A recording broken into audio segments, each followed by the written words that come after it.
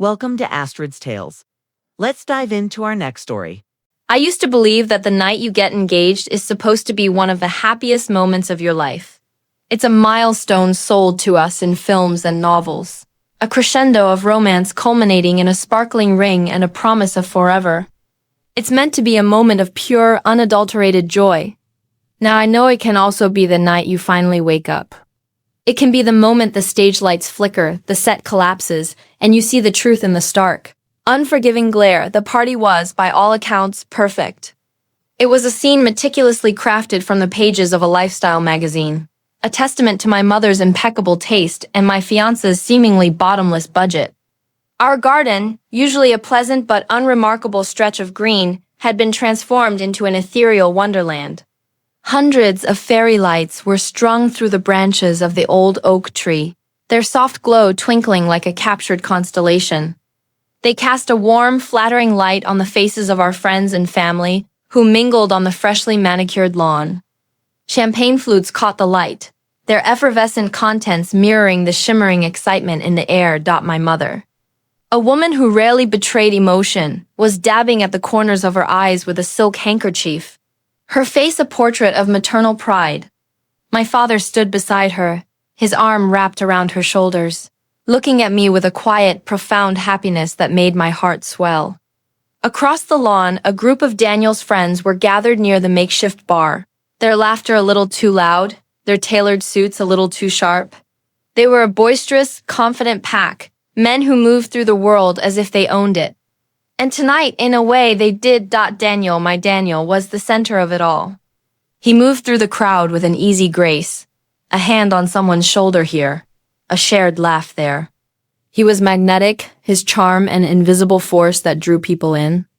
When he looked at me from across the garden, his smile was so radiant, so full of adoration, that it felt like the sun breaking through clouds. He was everything I had ever thought I wanted, handsome, successful, and utterly devoted to me. Or so I believed. I saw it then, a flicker of something I couldn't quite name. It was in the way his friends Mark and Julian leaned in toward each other when they thought no one was watching. It was the way their conversation would drop to a conspiratorial murmur, punctuated by half-suppressed laughter. Their eyes, when they glanced over at Daniel and me, held a knowing gleam, an insider's amusement that felt exclusive and unsettling. They looked like spectators at a game, not guests at a celebration of love. I brushed it off. Nerves, I told myself. It was a big night, a culmination of 5 years of dating, of building a life together. Emotions were running high. His friends were likely just teasing him, the way men do, about finally being tied down. I adjusted the unfamiliar weight of the diamond ring on my finger, its brilliance a stark contrast to the flicker of doubt in my mind. The ring was a classic emerald cut, elegant and substantial, a choice Daniel had labored over for weeks. He had presented it to me a week prior during a private dinner, getting down on one knee in our apartment, his voice thick with emotion as he asked me to be his wife. I had cried, of course. My yes was immediate, breathless. Tonight was the official announcement, the grand celebration of that intimate moment. I forced a smile, pushing the unease away. I was being paranoid. Tonight was about happiness, and I was determined to feel it. The evening wore on in a haze of congratulations and air kisses. I accepted compliments on the ring, on my dress, on how radiant I looked. I smiled until my cheeks ached, repeating the story of the proposal, editing it slightly for a broader audience, turning our private moment into a charming public anecdote. Daniel was never far from my side, his hand possessively on the small of my back, his lips frequently finding my temple. My fiancé, he would say, the word rolling off his tongue with a satisfying proprietary weight. Isn't she incredible? And I would blush, feeling a genuine warmth spread through my chest. The earlier unease momentarily forgotten, but the feeling kept returning, a persistent, unwelcome guest at my own party. I'd catch another one of those glances between his friends. See Julian raise a glass to Daniel with a smirk that didn't quite reach his eyes. It felt like I was on the outside of a joke that was, inexplicably, about me. The dissonance was jarring. Here I was, at the center of what should have been my own fairy tale, and yet I felt like an unwitting character in someone else's play, The crack in the illusion came an hour later. My lipstick had faded after countless sips of champagne and polite smiles. Excusing myself from a conversation with my aunt about wedding venues, I slipped back inside the house. The noise from the garden dimmed to a muted thrum as I walked through the French doors into the quiet of the dining room. The air inside was cool and still. I made my way to the downstairs powder room, the click of my heels on the hardwood floor sounding unnaturally loud. The door was slightly ajar. As I reached for the handle, I heard voices from within. Male voices. I recognized them instantly, Mark and Julian. They must have come inside to escape the crowd. I paused, not wanting to interrupt. 5 years, man. I honestly didn't think he'd make it this far, Mark said, his voice low but clear in the stillness of the house. A chuckle. Neither did I, Julian replied. But hey, that's a bet. You owe me $500. I froze, my hand hovering over the doorknob. My entire body went rigid. A bet. The word echoed in the sudden, roaring silence of my mind, a single, sharp note of discord that shattered the evening's symphony. It had to be a coincidence, some other wager about a football game or a stock market gamble. It couldn't be about me? You really think she ever figure it out? Mark asked, my breath caught in my throat. My heart began a frantic, painful drumming against my ribs. Please, I prayed, my eyes squeezed shut. Please don't be talking about me. Julian's voice was laced with a dismissive amusement. Nah, she's too in love. Utterly snowed. You see the way she looks at him? He could tell her the sky was green, and she'd start picking out paint swatches. The casual cruelty of it stole the air from my lungs. Snowed. In love. The words were delivered like a diagnosis of a terminal illness. My hands began to shake, a violent, uncontrollable tremor that started in my fingertips and radiated up my arms. I pressed my palm against the cool wall to steady myself, my mind refusing to process the words, to connect them into the monstrous shape they were forming. Still, it's a hell of a long con, Mark mused. Remember that night at O'Malley's right after they met? We said he couldn't get a girl like her to say yes. Said no way she'd stick around after year 3, once the initial shine wore off. And I said he could not only get her to stick around, but he'd get a ring on her finger, Julian boasted. Guess I won. He played it perfectly. They laughed. It wasn't a cruel laugh. It was worse. It was casual, thoughtless. It was the sound of men who had never for a moment considered that the woman at the center of their little joke was a real person with a real heart. A heart that was, at that very moment, being systematically torn apart. I backed away from the door, silent as a ghost. I stumbled into the living room, my vision tunneling, the edges blurring into a dark vignette. I sank onto the arm of a sofa, my legs no longer able to support me. A bet, my entire relationship. 5 years of my life, the love I had poured into it, the future I had envisioned, it was all a game. A long con. A performance to win a wager between friends in a bar, the proposal. The ring, the party outside, it wasn't a celebration of our love. It was a victory lap. Daniel hadn't chosen me because he loved me. He had chosen me as a challenge. I was a mountain to be conquered, a prize to be won, simply to prove that he could. The intimacy, the shared secrets, the whispered promises in the dark, had any of it been real? Or was it all just part of the act? I looked down at my shaking hands. The diamond on my finger seemed to mock me, its cold, hard brilliance a symbol not of love, but of my own gullibility. I wanted to scream. I wanted to shatter something. I wanted to run out into the garden and expose him for the fraud he was. But a strange, icy calm began to spread through my veins, extinguishing the initial fire of my rage. I didn't cry. Not then. The shock was too deep, the betrayal too profound for tears. Tears felt like a weakness he didn't deserve to see. Slowly, deliberately, I stood up.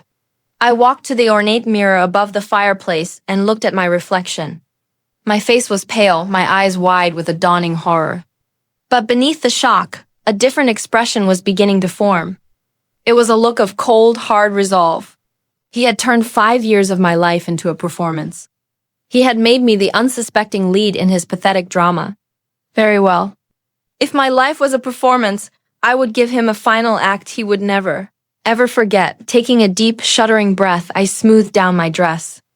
I checked my makeup, a bizarrely normal action in a world that had just been turned upside down. I slipped the ring back onto my finger, its familiar weight now feeling alien and obscene. Then I walked back outside, a serene smile plastered on my face, a smile that felt like it was carved from ice. I walked back into the heart of the lie, ready to burn it all down. The transition from the quiet house back to the vibrant party was jarring. The fairy lights seemed harsher now, the laughter more grating. Every smiling face looked like a mask. Every congratulatory remark felt like an insult. I was moving through a dreamscape that had morphed into a nightmare. But no one else could see the monster standing right in the middle of it. Daniel saw me emerge, and his face lit up. He strode toward me, his path cutting through the crowd that parted for him like the Red Sea. "There you are," he said, his voice a warm caress. "I was starting to think you'd run off." He wrapped his arm around my waist, pulling me close. The gesture, which moments ago would have felt like a loving embrace, now felt like a cage, just needed a moment, I replied, my voice surprisingly steady. I could feel the frantic thumping of my heart, a trapped bird beating against my ribs. But my expression remained placid. He kissed my cheek, his lips lingering for a second too long.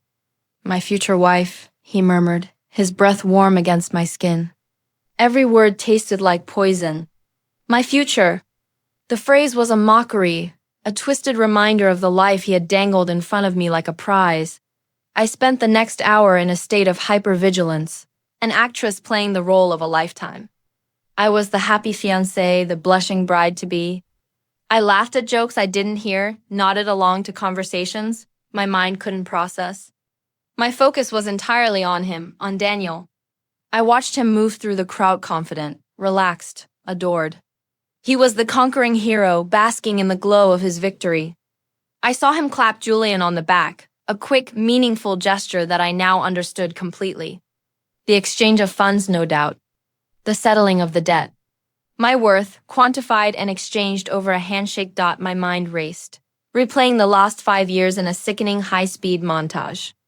Every memory was now tainted, every milestone questionable. That first anniversary, when he'd surprised me with a trip to Paris, was that a genuine romantic gesture, or just leveling up in the game?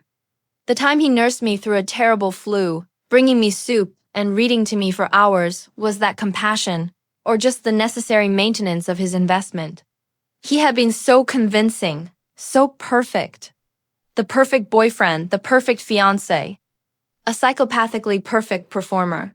I could have confronted him right then. I could have screamed, thrown the ring in his face, and exposed the whole sordid affair to our family and friends. The thought was tempting, a primal urge to cause him the same public humiliation I was feeling internally. The ensuing chaos would have been spectacular. My mother would have fainted.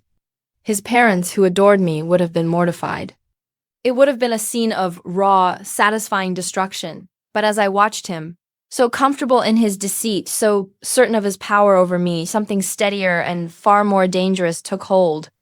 A public screaming match would make me look unhinged. He would twist it, play the victim, paint me as the hysterical, unstable woman who cracked under the pressure of commitment. He was a master manipulator. He'd have half the crowd sympathizing with him before my first tear fell. No, raw emotion was a weapon. He knew how to defend against. Cold, calculated precision was not. I needed to control the narrative. He had written the play, but I would write the ending. The garden, the guests, the celebratory atmosphere, he had built the stage for his triumph. I would use it for his execution. The longest night of my life was about to become the last night of his carefully constructed world.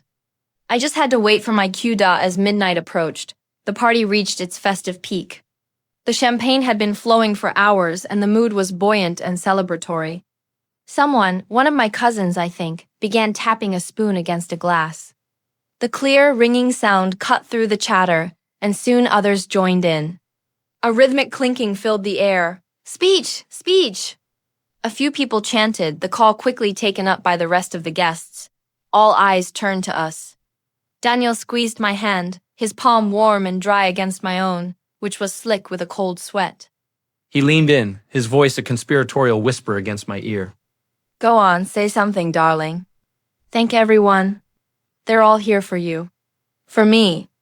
The irony was so thick I could have choked on it. He was handing me the microphone, offering me the stage, completely oblivious to the fact that I was about to burn it to the ground. This was the moment. My cue, I nodded, giving him a small, trusting smile.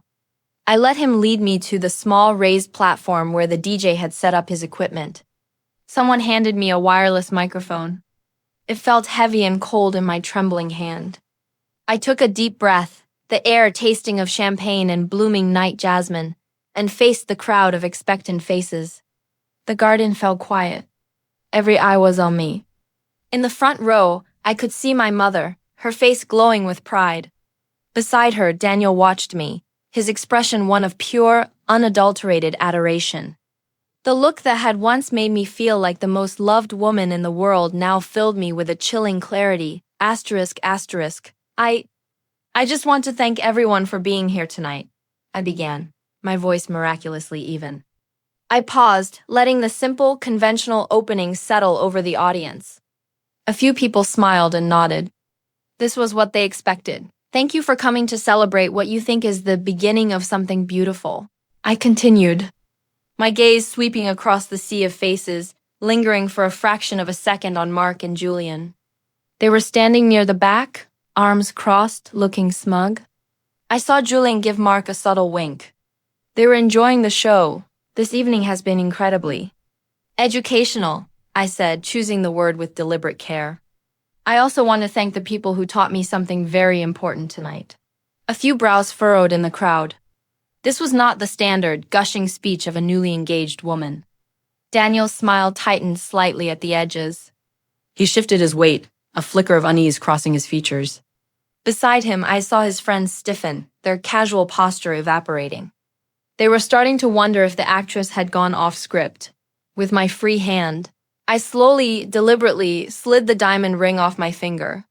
I held it up, angling it so the fairy lights caught the facets of the stone, sending a shower of brilliant, cold sparks across the stunned faces in front of me.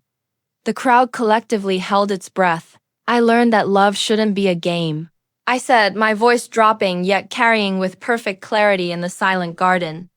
I learned that commitment isn't a trophy you win, and a person's heart isn't something you conquer to settle a bet. A wave of audible gasps rippled through the guests.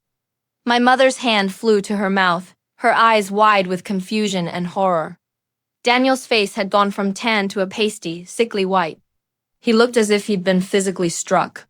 Sarah, what are you doing? He hissed, taking a step toward me. I ignored him, my eyes locked on the crowd, on the dawning understanding on their faces. I was in control. This was my narrative now. I learned that if someone asks you to marry them, not because they love you, but because they made a $500 bet with their friends 5 years ago that they could. My voice was like ice. Well, I learned that the only winning move is to refuse to play their sick, pathetic game. The silence that followed was absolute, a thick, suffocating blanket of shock. I turned my head slowly and looked directly at him. The magnetic, charming man was gone. In his place was a pale, cornered stranger, his eyes wide with panic and disbelief. He opened his mouth, but no sound came out. I gently placed the ring on the small table beside the DJ's laptop. The clink of diamond against wood echoing like a gunshot in the stillness. Then I met his gaze again. My own expression devoid of any emotion except a vast, empty calm. Congratulations, Daniel, I said. My voice clear and final as I brought the microphone to my lips one last time. You win nothing. I set the microphone down next to the ring. For a heartbeat, no one moved. The entire party was frozen in a tableau of shock. Then I turned and walked off the platform. I walked through the stunned crowd, which parted from me as if I were a ghost.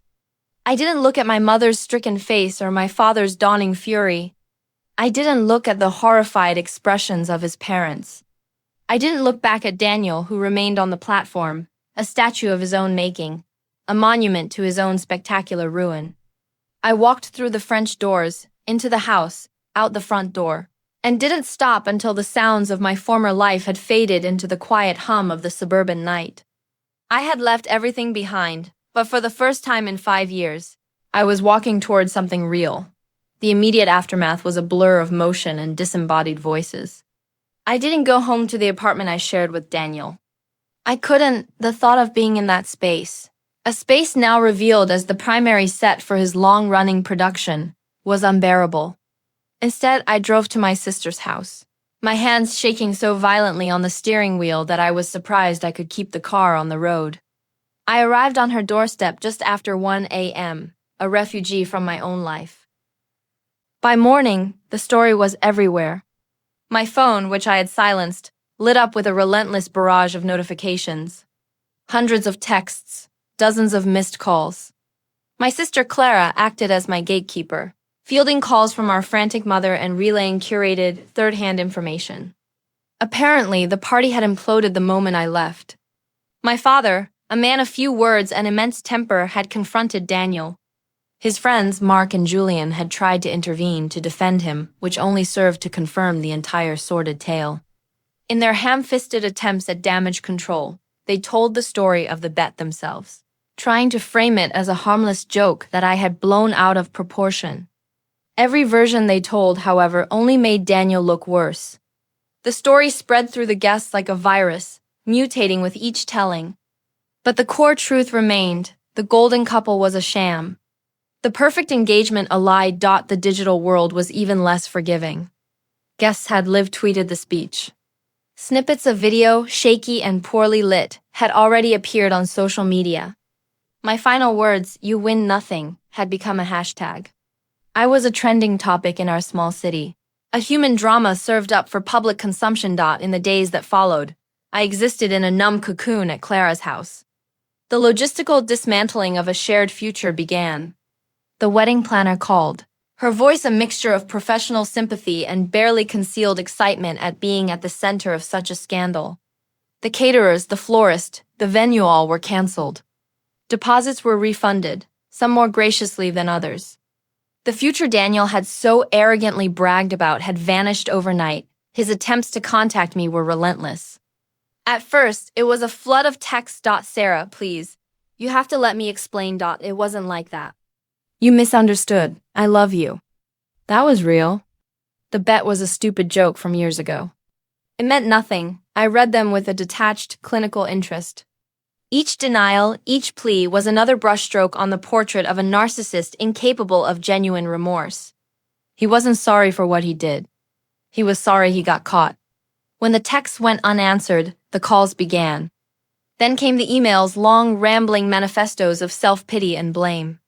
He blamed his friends for being drunk and careless. He blamed me for being overly sensitive and dramatic.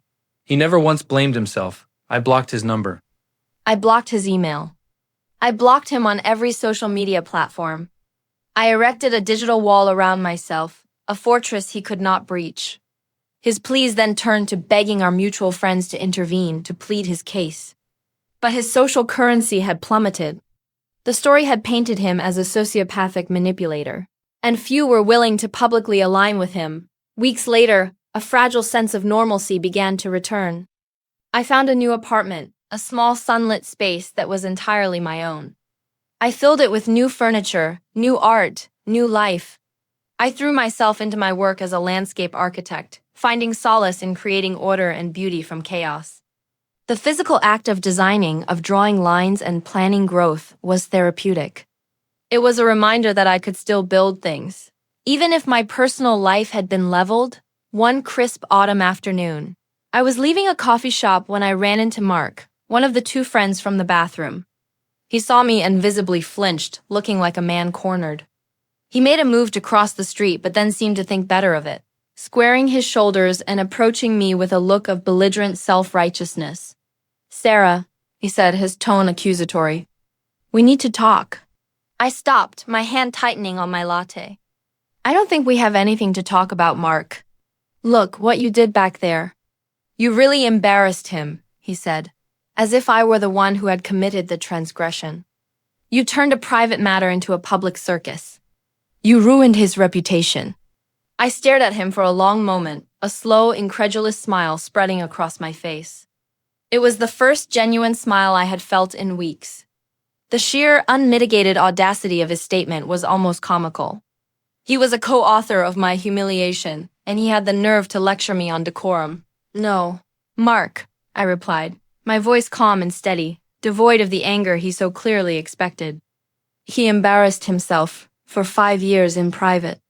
I just turned on the lights so everyone could see it. I saw the flicker of confusion in his eyes. He had expected tears or shouting or a lecture. He was not prepared for quiet, unshakable certainty. He had no response. I turned and walked away, leaving him standing on the sidewalk. And as I walked, I felt something shift inside me. The residual anger, the bitterness, the deep, aching wound of betrayal, it wasn't gone, but it had been replaced by something lighter, something cleaner. It was the feeling of a weight being lifted, a chain being broken. It was the feeling of freedom. The revenge wasn't in the public speech. The revenge wasn't in his social ruin or the canceled wedding. The real revenge was in my own healing. It was in blocking his number and his memory. It was in building a new life that had no room for him in it. It was in running into his accomplice and feeling nothing but a distant pity. He had wanted to win a prize. He had lost, not because I had bested him in a game, but because I had refused to be the prize. I had chosen to be the player, the one who walked away from the board and declared the game over. And in doing so, I had won the only thing that ever truly mattered, myself. Thank you for listening. If you enjoyed this story, click like and subscribe for more.